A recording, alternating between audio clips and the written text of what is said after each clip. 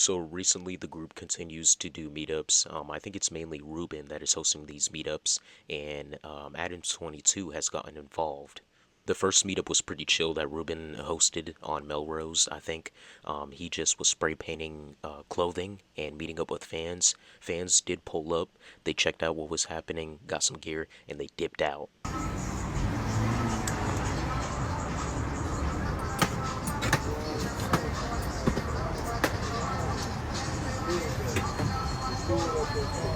Oh no. He can pull over.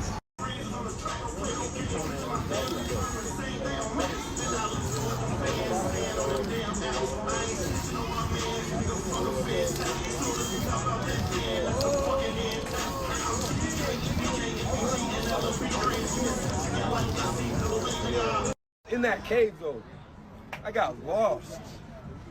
Yo, the bum saved me though. It's like, come here. They have a nice place to sleep. It's like your friends come and get you. That's just hard though. Nah, you did that? Yeah, Muddy did. You have to blow, right? Yo, you have to blow. Yo, guess what? We allegedly robbed some truck leaders.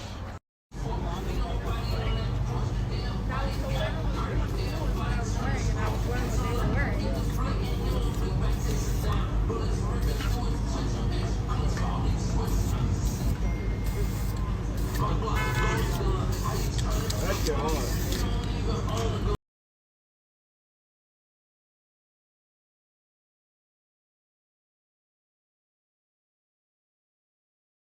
While all of this is happening, the group hasn't slowed down on the grind. Content, music, Salvi June is still dropping music, and recently Salvi June and Egod were out in Las Vegas, and Egod was under the Las Vegas tunnels, and if y'all know about the tunnels, these tunnels have a lot of lore, and it involves the gambling done out there, and so forth, but Salvi June had to literally go out to the deserts and find Egod, and they actually dropped a song together that I thought was not that bad. I think it's called I Know. I think you guys should check it out. It's actually pretty fire.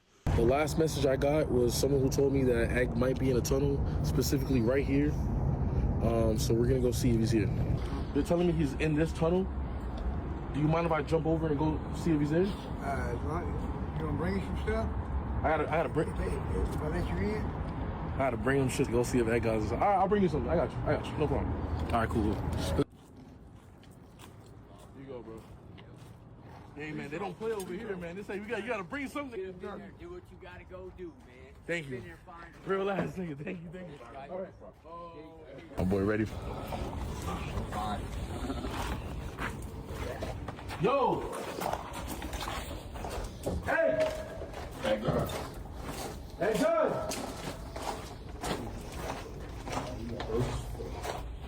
Hey.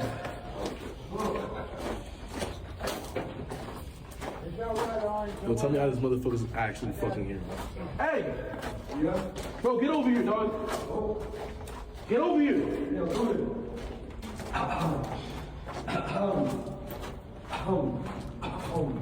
Stop it. Welcome to the dungeon, nigga.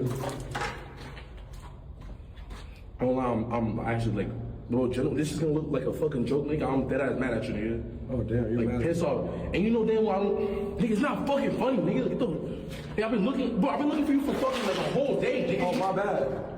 I didn't know you was... Who picked you up? Cause I'm a dead ass do some shit, nigga. Y'all taking advantage of somebody like, cause y'all see like you're taking, bro. Y'all taking advantage of someone y'all think can't fucking speak up for himself or some shit, bro. Like, what the fuck is wrong with y'all, yo? And why the fuck you leaving the group? Oh, because I had to go take a break. Take a break? Yeah. From what? From air. Oxygen. Really? I'm not even kidding. Get the fuck out. It's not even a fucking joke. Find Litsy's ass down the street at a fucking gas station, bro. What's wrong with y'all, bro? Y'all got issues, real shit. But let's go ahead and fast forward to today, or just 4 hours ago. Sigil Kult and Ruben Cloud, they met up with Adam22 again after their interview, and they decided to walk around Melrose, visit the Alexandria Hotel, visit some landmarks from the group, and just chill out. As they got to the Alexandria Hotel, they met up with the security guard there, if y'all remember from their lore, and things got crazy at the Alexandria Hotel. I believe the group actually got pepper sprayed. Hey, hey, don't.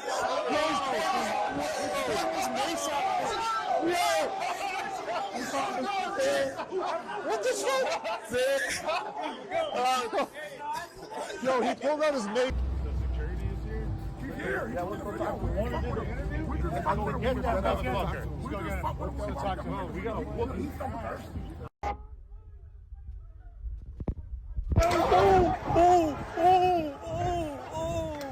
Oh, shit. Yo.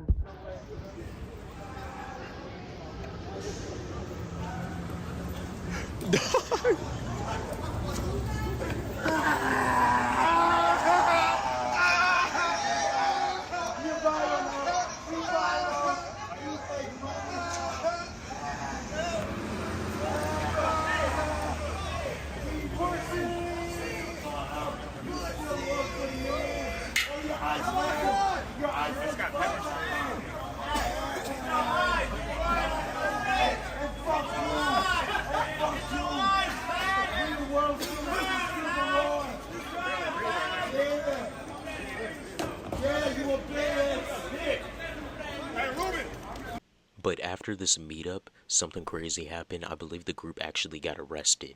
Primarily, Salvi June, I saw, got arrested.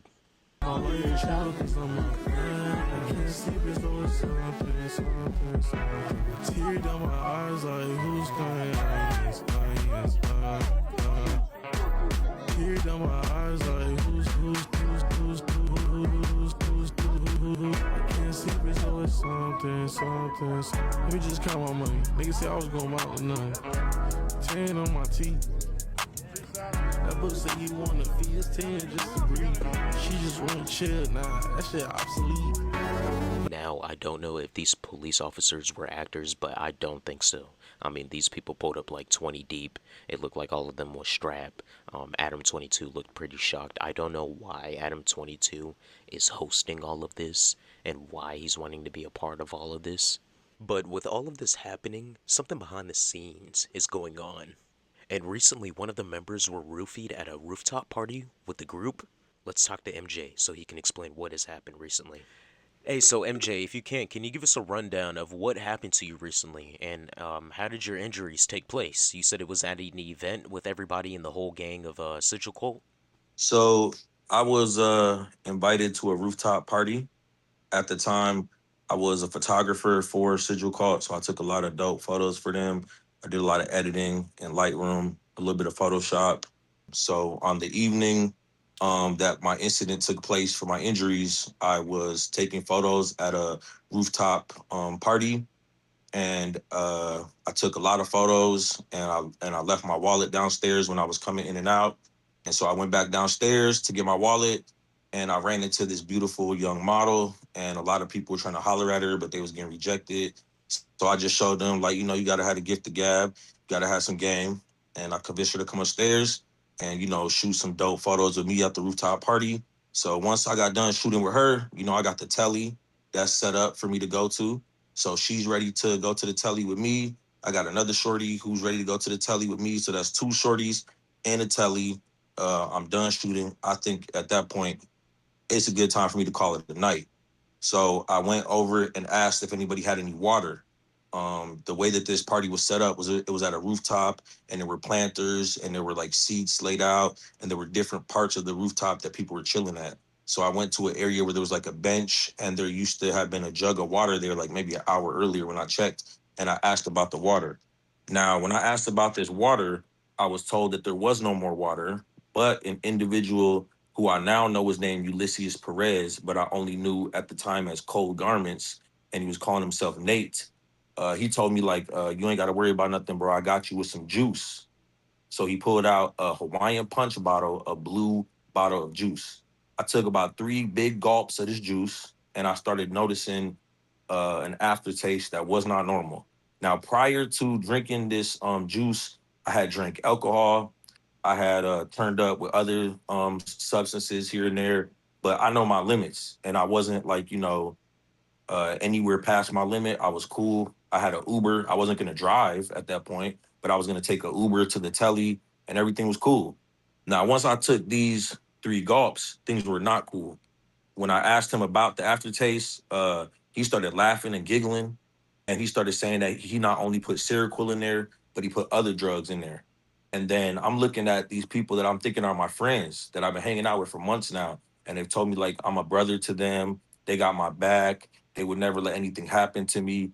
It's been multiple like incidents and altercations where I've seen them have my back. So I'm expecting them in this moment to be, you know, helping me, and instead they also start laughing. So it's very confusing. It's a very scary moment for me because then I realize like I'm alone with all my expensive equipment. I'm vulnerable. I don't have anyone here that's having my back right now, and I've just been roofied with very strong substances. Like I could feel them taking effect pretty quickly after taking these gulps of this juice, and so um, I witnessed videos where they were pouring juices on my head. They were balancing bottles on me. Larry, one of the people who attended this party, he told me later on, apologizing about everything that happened, that as they were all like basically just bullying me and taking advantage of me because I was roofied, he said I was in a comatose state where all I could do to respond to them was snore, just snore. I couldn't speak. I couldn't communicate anything. All I could do was stand up, gripping onto a pole and snore. The police ended up coming to this party because they were posting so many videos bragging about what they were doing to me and just like shamelessly, treating me the way that they were treating me, that the police ended up coming to this party. When the police came to this party, they were shining flashlights, they were separating people, and Ulysses Perez, aka Cold Garments, he stole all of my things. He took my backpack, he took my laptop. He took my Canon camera EOS M50 Mark II. He took my portrait lens. He took my pancake lens. He took my Hollyland Lark professional microphones. He took everything that I had on me, my iPhone 17 Pro Max, everything. He stole everything and he left the party with it. And Larry found out that he had it and fish fought him. And the other people who were there defended the guy who stole my stuff instead of defending Larry. So they wouldn't even let like Big Ant and other people wouldn't even let Larry get his ones in with this man. And that's caught on video. There's no way for people to deny that. So after they stole all my stuff and left the party, the police had me in their custody. Now you would think with the LAPD having me in their custody, they would think I need professional help. They would give me an ambulance. They would give me some type of like, anything. No, they left me downtown on the streets. I still have not been able to get the body cam footage, but I'm trying to get the body cam footage right now. And I was left downtown for hours. So I don't know how bad it was. I could have been having seizures. I could have been having, like light brain damage. I don't know. Left in a comatose state for hours downtown on the streets is crazy. And then eventually, because of where I was left at around 9 a.m., a truck ran me over and I was the victim of a felony hit and run. And that's how I ended up in the situation that I'm in right now, where I'm in the hospital. I'm recovering from treatments. I got people on the internet making fun of the videos that they posted of me, people spreading lies and gossip and rumors about me. I got Sigil Cult members like Ruben denying that I was roofied. I got Sigil Cult members like Ant, who knows for a fact what happened, denying it. And I don't know what they're getting out of it. I don't know if it's to protect their reputation. I don't know if it's because they fear like there could be legal repercussions. I don't know. But I consider these people to be my friends. I consider these people to be like pretty much family to me. And so for them to backstab me and do me the way they did me, I'm totally at a loss. Do you think that they're being silent for any specific kind of reason? Do you think that maybe they're trying to protect themselves, or are they maybe paranoid of the situation? Do you think they're just taking it a different way? What do you think? So yeah, I would say like for something like that, that's more speculation. Like I've messaged them on Instagram. I've hit their phones. I've left voice notes, and I've asked them to give me explanations or reasons, and they haven't responded to me. So anything I could say about that would just be speculation. It would just be hearsay. It wouldn't be like based in facts. So I have to wait until the facts become available, and I have to wait until people, provide their explanations, whether they're going to be truthful explanations or ones that are like, more like to protect themselves. Either way, I don't have the ability to really speculate on that. Right, and I do see online that, you are not taking this well at all, of course. And I see on your accounts that, you are wanting to take this further and you're wanting to expose the group. What are your plans and how do you wish to take this further? So this is a video that I wish I would never have to make, but people been sending me a lot of receipts, and I'm gonna start making these videos and sending them out to the world now. So this video right here is showing that Egg God. I don't know why we calling this grown man Egg God. We're not gonna keep doing that. Ricky is undeniably one of those, one of those accusations that we all would hope and pray would never be true. It's undeniable, and I'm sharing the receipts right now. It's gonna be 3 photos, and these are still photos. It's gonna be a video at the end that Ricky shared from his own page of himself doing undeniable evidence and proof of what he is. Yeah, so these still photos right here show that Ed God used to have an account called Big Dope Is Your Daddy, and he was grooming shorties as young as 11 back. Hey, whoever actually want to expose Sigil Kult, stop BSing, get in my DM, and let's plan some collab posts. Your receipts got to be legit. It can't be hearsay. You got to have some type of evidence, or if you don't have the actual evidence, you have to be able to come forward with testimony. You know what I'm saying? Like, you can come forward and speak your truth and let the public hear what you have to say, but you either got to come forward with receipts or you got to be willing to speak your truth. And the only way that you could make a change in this world, if you really want to fight against something evil, you're going to have to tell the truth. Yeah, so I feel like when a person like me experiences what I experienced of being like roofied, I would say is probably like the most shocking part of what I experienced, because that's like a very vulnerable position to be in, and it completely strips you of your like empowerment and your free will and your consent. I feel like coming out of that, I would say I was pretty angry, and I really wanted to like, like you said, expose things. And then as time has gone on, I really feel like that's not really who I am. Like, I'm a positive person.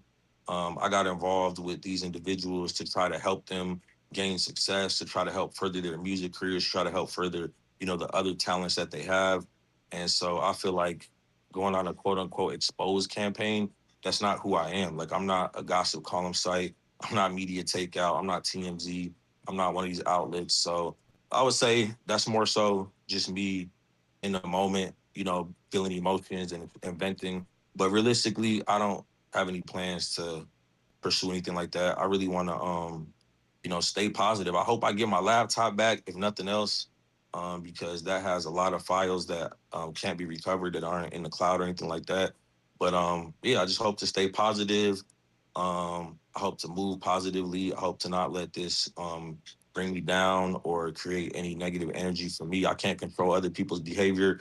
I can't control their actions, but I can control myself. And so I'm gonna just focus on what I have control over. But this Cold Garments guy, can you explain him at all? Did he have any kind of animosity towards you or the group? Is there any reason why he might have stolen your things?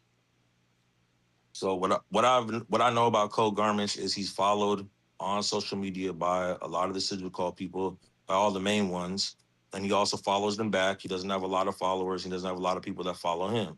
So I can see that he's clearly well ingratiated within Sigil Call. I see that he's still at their shows, taking pictures of them, hanging out with them, um, and I see that they're still cool with him. So I can't say like exactly who he is or what he does. I just know that he has like a criminal history. I've looked it up. It doesn't look like anything to be proud of. I can also see that he is currently homeless. He's living out of motels. He keeps a lot of things at a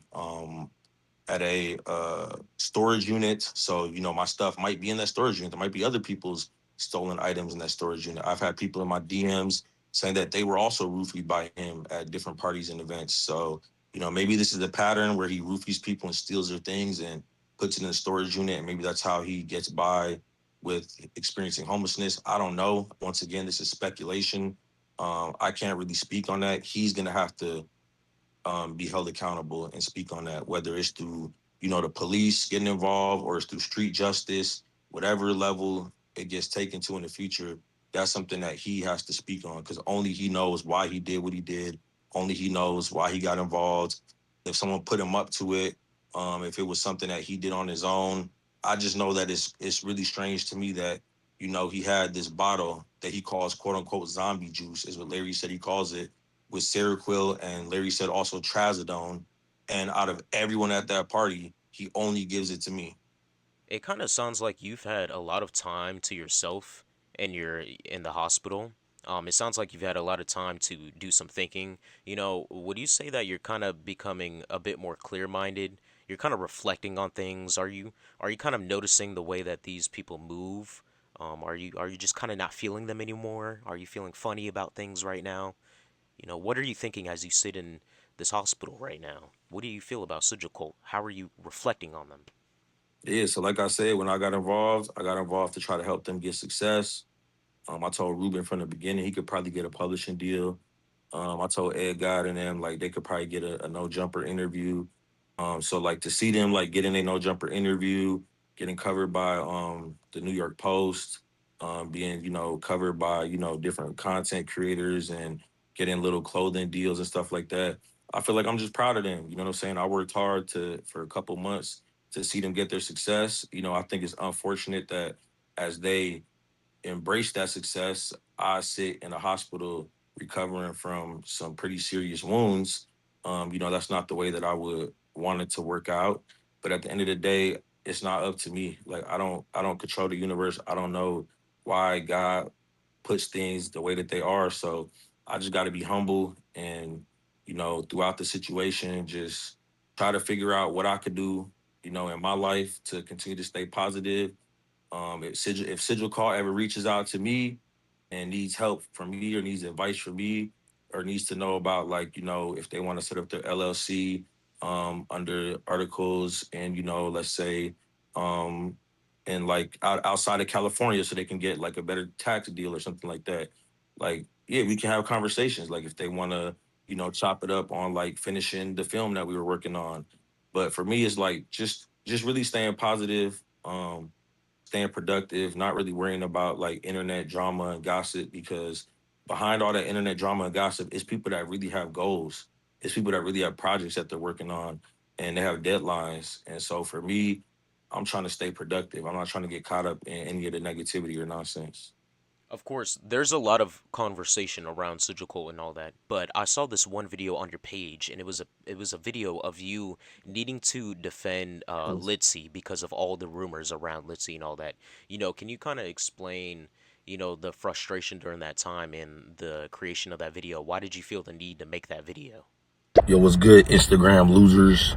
I see a lot of you have been making weird comments about my homegirl Harajuku doll, so I'm gonna clear some things up for you so you can understand something. She is a young adult woman. She's not a child. Stop saying that about her. She's Filipina and Venezuelan, and maybe because she has a youthful, doll-like beauty, you look at her and imagine a child that is a grown woman. Yes, she has been through a lot of struggles in her life. Stop bringing up those struggles as if you are going to have the internet judging her by them. Those were in the past, and she is a survivor. Stop objectifying her and thinking that just because she's pretty and she wears alt clothing that she's going to sleep around with people. She doesn't do that. That's not her lifestyle. She makes music. A lot of the clothes that you're seeing her wearing, she designed herself. She's very talented. She's very intelligent. And right now, she just wants to get her life on a better path than the things that she had to go through in the past. Yeah, so I feel like Litzy, at the end of the day, has already been through enough in her very short life. When I was her age, I had been through a lot that she's been through. Um, more so from a little bit of a different perspective because she is a girl and I was a boy who went through that. But yeah, I went through a lot of the same things, and I don't appreciate people always bringing up her past and using it to define her because that's really like trying to create a victim mentality. And that's not how she lived her life. She lived her life with a survivor mentality. She went through those things, she survived those things, she learned from those things, and she has her goals and her potential and the things that she wants to accomplish in her life. And so I just didn't like how people were basically trying to bully her. They were trying to use her past to bully her, to take the focus away from her music, which is what she wanted the focus to be on, and to put the focus back on the trauma of her past. And then they wanted to create narratives about the men in her life to make it seem like, for example, they would try to promote stories that she was underage, even though she's an adult. They would try to promote stories that the men in her life were grooming her, and I felt like it was just very negative and it was nonstop.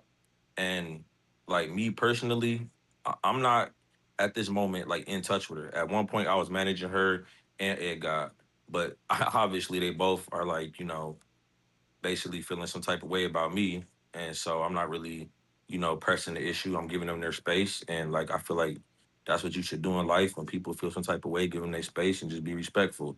But when we were all linked up together, she expressed to me that she didn't appreciate um, the way that people were talking about her. She didn't appreciate the way that people were focusing on her past. And she wanted to be taken seriously as an artist. And she wanted the focus to be on her music. And I asked her straight up, like, has she ever felt like Ed God is grooming her or taking advantage of her, or being controlling or not giving her space? And she said absolutely not. She said that, Ed God she felt was her soulmate, and she really loved him, and she loved spending time with him. And so, what could I say to that other than to respect that and honor that, and be humble to that? Like that's their relationship, and whether it's an alternative relationship where he calls himself the slave boy and she calls herself the master, if that's how they want to interact, that's their right to interact the way. They're two consenting adults and they can be different. I'm not living in some Puritan society where everybody has to be the same. I'm not living in some totalitarian regime. Like, I'm living in America. I'm living under freedom and democracy. Like, if these two adults want to be in love with one another, then they're gonna be in love with one another. And people can hate on them. People can spread gossip and rumors and lies about them. And I'll be honest, like, some of those things that people have said about them, it got to a point where I was so hurt that nobody came and visited me in the hospital. Nobody came and checked up on me, that I was even sharing some of the stuff. But I feel like I don't want to add to the negativity. I don't want to add to, you know, the gossip and the rumors and basically cyberbullying. I just want to keep myself positive. And going forward, if people want to hate on me, cool. The block button is right there. But I'm just going to try to stay positive with it. Right, and I did see a post on Reddit from a couple of days ago, and it's something from you recently. But you had accused their security guard of snaking you, and you had threatened to, do something to the group. You threatened to cast a spell, or you threatened them. But can you kind of explain your situation with the security guard and your, situation with all that? So that's see the things like that. That's other people making up stories, taking things out of context, creating narratives. I don't do spells.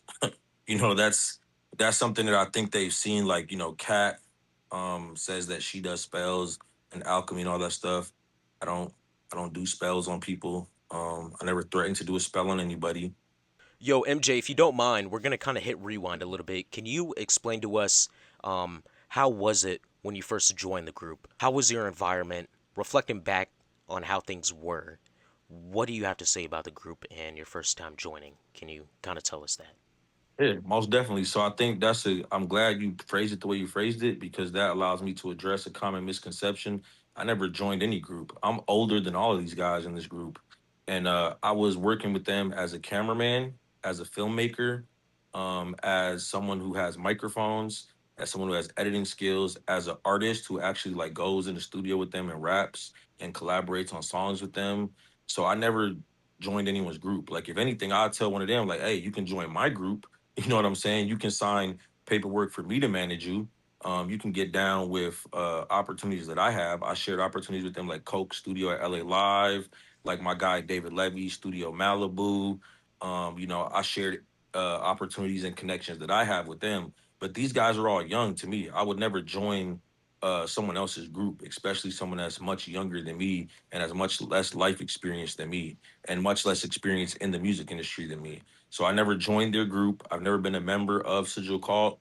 I've never been a member of what they had, unemployment gang or something like that, unemployment squad. Like I'm a hard worker. I've been working since my first paper route at 11 years old. I don't know anything about being no unemployment gang. I know about working hard, and my grandfather worked hard, and my father worked hard, and all of my ancestors worked hard, and that's all I know is to work hard, to grind, to hustle, and to stay getting this money because I live in a capitalist society, and that's the way that you can survive in this society. So I didn't ever join their group. I worked with their group, and while I was working with their group, I had many promises of forms of payment. Promises of, if you shoot this video, you'll get paid like this. If you do this, you'll get paid like that. And I noticed very early on that a lot of these guys didn't have any money, that their promises of payment were never going to happen. And so then I looked at it as, okay, what will I be getting out of this situation if I continue working with them? More so a networking opportunity. So to continue working with them, continue going to the shows and the events because it's a networking opportunity. They're not going to pay me in cash, but it's going to pay me in the ability to network and meet other artists. And, maybe one of those other artists that I meet will be a paying client for me as a photographer or a paying client for me to shoot a music video for. And then I can do more free projects for those who don't really have a budget for it. So my experience with Salvi June, for example, is when we started out hanging out and meeting everything, I just noticed that Salvi June was a very hardworking content creator. He didn't work hard as far as like going to a 9 to 5 job, but he worked hard as far as like when everybody's having fun that are in his group, he's taking time to go to the library and edit films and footage and things that he can upload to his page. When everybody's partying and having fun, he's still there partying, but he's also, planning on the cuff how he can shoot different skits so he can keep continuing to, turn up on the internet and increase his followers and increase, his engagement and everything. And so as far as Ruben Clouds, I saw that, he didn't work hard as far as like a 9 to 5, like working at McDonald's or something like that, but he worked hard as far as like being on his computer and constantly recording music and constantly engineering music for other people and constantly editing music and constantly networking with different artists and going to different shows. And as far as like Ed God, Velvet Bugatti Zombie, he didn't work hard as far as like a 9 to 5 either. I think he was on disability and he had Section 8 housing, but he still worked hard as far as making sure that even if he didn't have a computer like Ruben, he was still recording on his phone with ManLab with just some headphones, and he was constantly, shooting videos to try to promote his BandLab songs, and it was working. Like he was getting lots of views just with a phone, BandLab headphones as his microphone, and a regular phone to just shoot the music videos as far as like short form content on Instagram Reels and on TikTok. So I try to see the best in people, and that's what I did when I was around this group. I saw the best in them, and I saw like what was working that they were doing. I also saw some of their flaws, and I took that into consideration. And they were quick to point out some of my flaws and take that into consideration. But I think overall, when things were good, we were all working hard. We were all, staying positive. And I don't know what the future holds, but I'm proud that they're at least doing something positive. They've got their no jumper interview under their belt. They're getting a lot of opportunities right now and networking with a lot of people. So, I mean, I don't hold grudges and I'm not a hater. So I wish them the best. I hope that things work out for them. And I hope that they're able to continue to have success. You made it clear that hanging around them, there's a lot of networking opportunities and there's a lot of opportunities for, maybe business. But Right. would you say while hanging out with them, you also saw their vision? Did you see what they could also become? Did you have faith, or did you see a vision with them? The vision that I saw mainly from Salvi was a vision of, making it in the industry as a music artist, and that the content was just something that he was using because he needed to stay relevant and he needed to, try to get his foot in the door. But I think more so for Ruben, the vision that I saw was a vision of, LA. He had an idea that LA scene is dead and that he wanted to bring it back to life. And so I think that vision resonates with a lot of people because it's like a dystopian vision, and it's kind of like what people use with like totalitarianism. saying that the traditions are no longer alive and we have to resurrect them. And it really gets people riled up and it gets people easy to control. So it's like that's why I think he calls it a cult, because he really is trying to run it more as he's like the dictator or the cult leader, and the people are his cult followers, and he wants to have total control over them. And as far as like Egg God, I think the vision that I saw from him was just to be the star. And Ed Guy really is a star, just to be different, to be totally creative in every aspect of life, whether that's from his fashion, whether that's from just the way that he expresses himself, just to be different in life, and to, get to a space where the people that are constantly judging him and looking down on him don't have power over him. And so I feel like everyone had a different vision, but overall, I wanted them to understand that, those visions need to come together into one ultimate vision, one ultimate mission statement.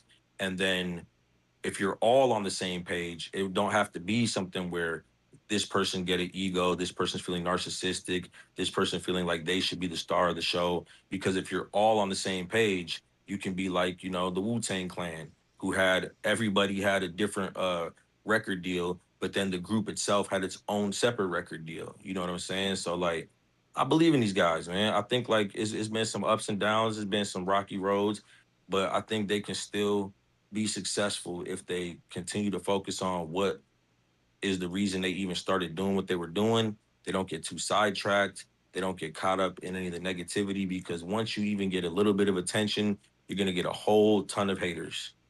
I've seen it time and time again. And that little attention is, like they say, 15 minutes of fame. It doesn't last long. So hopefully they can juice it for what it's worth. Hopefully they can exploit it for what it's worth, and hopefully they can do something to flip it into something that's monetized for themselves. And yeah, if they in the future need any help from me, they can let me know, and I can be down to hearing out what they have to say. But at the time being, I'm more so like not someone who's involved. I'm someone who used to be involved until I got roofied, until I got robbed, until I got ran over by a truck. And since that time, I've been isolated to myself in this hospital. Nobody's really been hitting me up that like that. Nobody's been really checking in on me like that. I mean, some people have, but not from this group. Like people from other groups, other individuals have hit me up. Like total strangers then hit me up and checked on me before the people I was with checked on me. So, you know, I just got to stay humble and hope for the best and see what God has in store. Yo, so MJ, we all know about the drug use in Sigil Cult, and if you're gonna hang around Sigil Cult, you're gonna participate in the drug use. I was wondering if you're able to clear up this video that you have online with you. It showed you on the street. I believe you were high, you were hanging out with friends. It showed you either nodding off or just high. And conversation online were saying that you were on this drug, that drug. Can you kind of explain that video, possibly?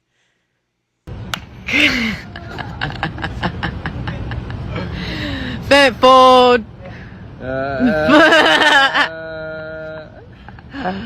Man, you look dumb as shit. And I hope you see this, and I hope you reevaluate. Oh God. Do not do drugs. Bro, don't be doing that stupid shit. You don't look like this dumbass. Be for real. Oh my God. We don't promote drugs, by the way. We might or might not do them, but that's, don't promote drugs. Say no to drugs. Dare.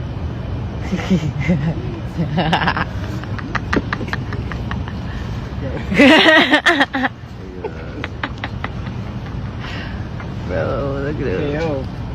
Look at it. What's wrong, man? The world famous. Oh God, what the fuck? Yeah, so if it's the one I'm thinking of that you're talking about, that's a video of me when I was roofied.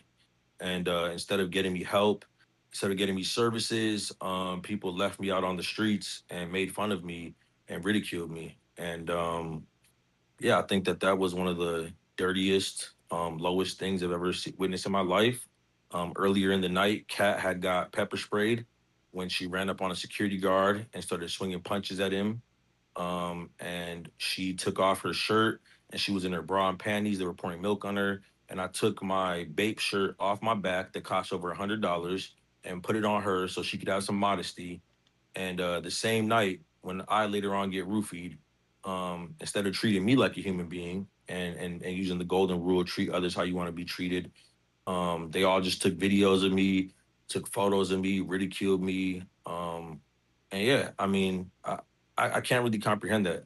I mean, I see people overdose in LA and their friends get them Narcan, their friends get them an ambulance, their friends do all type of things. I mean, I was roofied with very powerful drugs after I was already turning up on my own. Like I had already been drinking and turning up on my own. So you got to think it's you're introducing a roofie into someone's system who already was lit. Like that could easily kill a person. That could easily uh put a person into overdose territory. So, for them to like make videos and photos of it and ridicule it and turn it into a joke and have people asking like, yo, what kind of drugs is he on? And people saying like, oh, Fenty Fold and all this stuff. It's like looking back on it, I don't find that funny. That's a video and picture of me at my lowest point in life. Like without my consent, someone gave me drugs that I did not want to have in my system, and I'm incapacitated. So, I mean, for me, that's an absolute nightmare. Would you feel open to also speaking about your relationship with Litzy and people who gave their opinions about it online and ridiculed it and also felt a certain way about that relationship? Weird. I don't give a fuck if you think I'm weird, nigga. I do love her, nigga. Weird, nigga. And I'll be a weird nigga. Nigga like Gigi Allen, nigga. How old are you? Just like Gigi Allen, nigga. 36 years old, nigga. Just like Gigi Allen, nigga. I don't give a fuck what these niggas talk about, nigga. Yeah, so I've never had a relationship with her. I say Ed God is her he calls himself her slave boy and she calls herself his master. I would say as far as me and Litzy, when she came around through Ruben. And I had nothing but love for her. I shot my shot at her pretty early on. She wasn't interested. She wanted to just be friends. So we ended up being friends. Because she does her music and everything else she had going on, she also wanted me to kind of manage her music and also to help her kind of case manage her life. Like she has a case manager through the program she was staying at, but they weren't really helping her. Like she didn't have her birth certificate. She never social security card. She never ID. These are documents that you need if you want to get permanent supportive housing programs in Los Angeles. I've worked in the National Youth Forum on Homelessness. I've served in city government, and I've served as homelessness liaisons for neighborhood councils in Los Angeles. So my role mainly was just to try to help her stay clean off of any hardcore drugs and make sure that she's only using stuff that's like more lighter and not as serious. And also to try to help her get the documents that she needs so that she can try and get permanent supportive housing. That was my main role in her life. Everything else was more like just joking around, all the little flirtation and stuff like that was kind of just playing around, doing a lot of stuff just for the internet because it makes people talk and it makes you feel some type of way.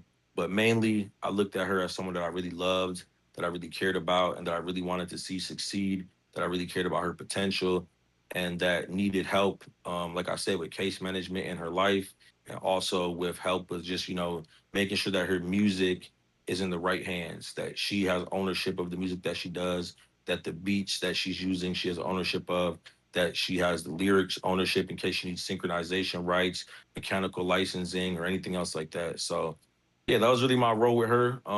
As far as like people, narratives, they started trying to call her underage, and they started trying to like do a bunch of weird narratives, and I thought like some of that stuff was pretty hilarious.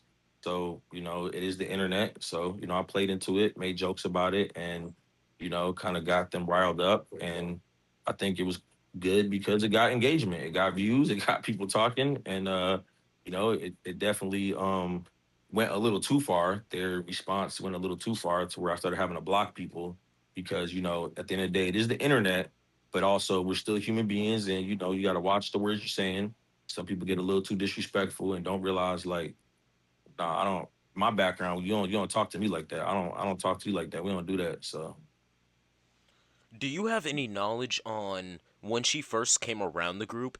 And when she did come around, was she first looking for housing or like trying to get help on any housing or a place to stay?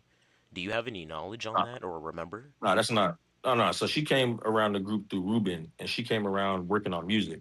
So for her first day hanging out with the group, she came to Ed God's apartment, and she did some songs. Like we was already doing some songs, so she actually did like the intros on some songs we already did, and then she recorded her own song.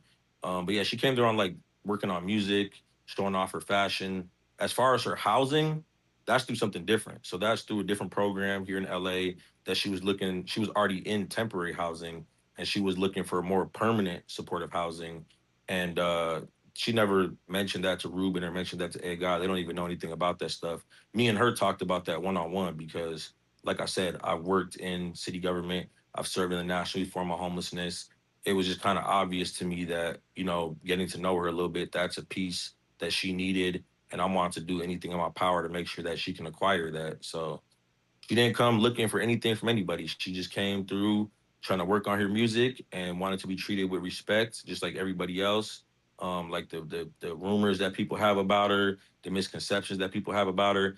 Hey, that's their own biases, that's their own prejudices, but that doesn't reflect her reality. Like at the end of the day, overall, I say she's a very sweet, good, amazing person who wants to do what's right, who's had a very difficult life, who's had a lot of adjustments from the things that she's went through in life. And just like the rest of their group, I hope she does wonderful, and I hope all her dreams come true. You know what I'm saying? I don't live the same lifestyle as them. Like I said, I was the cameraman, I was the videographer, I was documenting things, but I don't have a similar lifestyle to them. I don't live in spots where a whole bunch of people are crashing on the floor together. I don't I don't do that. That's not me. I'm At the end of the day, I'm a grown man. I have a different background. I have a different rules that I live by. Like the only crazy thing that happened to me is when I was roofied. Because other than me being roofied, they ain't never had me sleep around them. It's never happened. I don't trust people to be asleep around them. And I'm glad that I don't trust people to be asleep around them because once they had me roofied, they showed me exactly what they would do. They started pouring beverages on me. They started balancing drinks on me. At one point, there was blood coming out of my mouth. So I don't know if they were punching me or slapping me. They took my shirt off of me. They did some foul, evil things to me. So that's why I don't go to sleep around people. That's why I don't trust people. That's why I would never live in an apartment or a home with other people, roommates, none of that stuff. Like I'm a grown man. I got my own spots and I take care of my living on my own. I take care of my housing on my own. I take care of my getting money and jobs and employment on my own. I don't need a handout. I don't need help from other people. I know how to do things on my own. So witnessing what I witnessed of them, I mean, I just witnessed normal stuff. I've been to bandos before. I've been to all type of different places crazier than this. I've been to hoods all over America. I've lived all over the United States of America. So seeing some, 20 dudes in a Section 8 apartment in downtown Los Angeles, that might be crazy to the New York Post. That might be crazy to Adam 22. That's really not that crazy to me. I've seen a lot crazier than that. Somebody showed me a text message. The security guard of Ed God's apartment showed me a message that Ruben sent him, and the security guard had asked him like, he said like I would never trust you after what you did to MJ, and he was like, oh, we didn't do anything to MJ. MJ's lying about it, and the security guard's like, well, he's not lying about it. It happened to him, so how could he be lying about it? It's just like Blindside, the bodyguard did the same thing. He sent someone a message where he said I was lying about it. I've seen multiple messages from multiple members, but they're telling people out in the community that I'm lying about getting roofied. But then you have another member of Sigil Kult named Larry who came forward and said to me, I'm so sorry. I feel responsible for what happened. I'm the one who brought Ulysses around. If it wasn't for me, he would have never gave you the roofie. If it wasn't for me, you would never had all your things stolen. Let me know what I can do to make this right, twin. Let me know what I can do for you to forgive me. Wompty, wompty, womp. So you got people on one side sitting here feeling guilty about it and saying like they wish they never would have let it happen. And then you got people on the other side saying, "Oh no, it never even happened." So for me, it's like if I was to sit there and waste time speculating on why they're doing that, I might lose my mind. Like I gotta stay positive. I gotta recover. At the end of the day, I have serious injuries that my body has to recover from. I can't recover from these if I'm stressed out, if I'm caught up in negativity, if I'm worrying about what the next man said or did. Like I have to be able to, get a lot of protein in my system. I have to be able to move around. I have to be able to stay positive, and I have to give my body enough rest and enough relaxation to heal properly. The last thing that I want to say is, MJ, I am someone who worked as a cameraman. I did work as a videographer, but I also am an artist in my own right. And I got a song called Bape. The official music video will be coming out soon. So please look forward to that. Mr. Blaming on that Bape. I got a lot of new music coming out. I'm not gonna go back and forth with anyone in Sigil Call at any level, but hey, maybe on some music, we can trade some diss tracks or something like that, just to keep it competitive and just in the spirit of hip hop. So yeah, we'll see what happens. But yeah, I really appreciate you giving me the opportunity to share my mind and to get my thoughts across, especially when I'm in a situation like this where I'm in the hospital processing everything. So shout out to On Media Life. I appreciate you. And thanks again, brother.